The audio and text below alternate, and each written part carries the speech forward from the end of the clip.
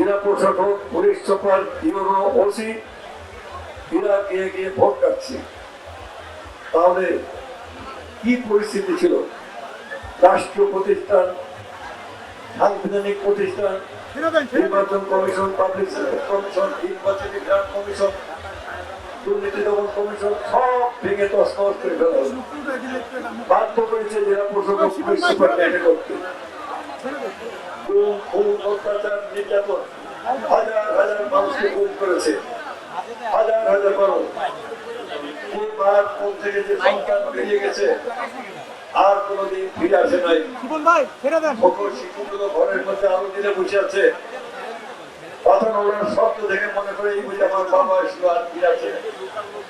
এই নির্মম অত্যাচার, নির্যাতন, গুম করে একটা দেশে একটা ফ্যাসিবাদী শাসন কায়েম করলো। এবং ঐক্য চাই, আমরা শান্তি চাই। এই দেশের সবারই সমান অধিকার, কারণ একটা অন্তর্ভুক্তিমূলক সমাজ চাই। এখানে হিন্দুদের অধিকার, মুসলমানের অধিকার, খ্রিস্টানের অধিকার, এবং এই অধিকার বিএনপি বিশ্বাস করে বলেই 5 তারিখের পর বিএনপির লোকজন হিন্দুদের পাশে দাঁড়িয়েছে। আর এবার নির্বাচনে আমাদের 80টি সিট, যেখানে হিন্দুরা ডমিনেটিং ফ্যাক্টর, সেখানে হিন্দুরা ব্যাগ থেকে ভোট দিয়েছে। এই ভোটের জন্য হিন্দুরা কোনো টাকা পয়সা দেয় নাই, ভ্যান ভাড়া, রিক্সা ভাড়া দেয় নাই।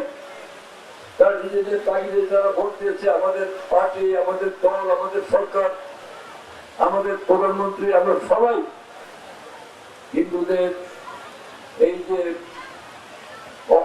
অকুণ্ঠ সমর্থনের প্রতি আমরা কৃতজ্ঞ। আমরা এটা তাদের এই সমর্থনকে আমরা মর্যাদা দেব। আমাদের নজরুল বাজারকে কথাগুলো বলেছে, আমরা সেই কথা বলতে চাই।